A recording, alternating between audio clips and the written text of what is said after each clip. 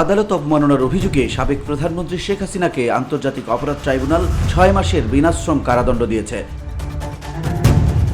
বুধবার বিচারপতি মোহাম্মদ গোলাম মর্তুজা মজুমদারের নেতৃত্বাধীন 3 সদস্যের ট্রাইব্যুনাল এই রায় ঘোষণা করে।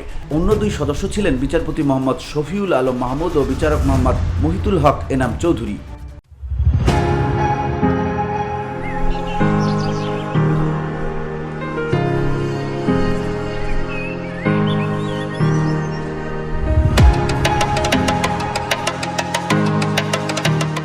এই মামলার অপর অভিযুক্ত গাইবান্ধার গোবিন্দগঞ্জের বাসিন্দা শাকিল আকন বুলবুল ওরফে মোহাম্মদ শাকিল আলমকে 2 মাসের বিনাশ্রম কারাদণ্ড দেওয়া হয়েছে।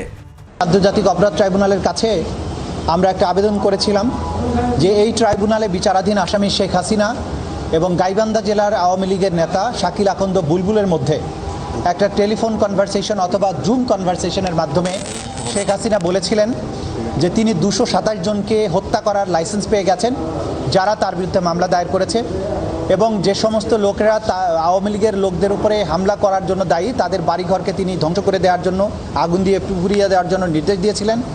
এবং তিনি হুমকি দিয়েছিলেন যে সমস্ত অফিসার যারা এই তদন্তের সাথে অথবা বিচারের সাথে জড়িত তাদেরকে তিনি থ্রেট করেছিলেন যে তাদের তালিকা তৈরি করা হচ্ছে এবং তাদেরকে ভবিষ্যতেও চাকরি করতে হবে, এটা যেন তারা মাথায় রাখে।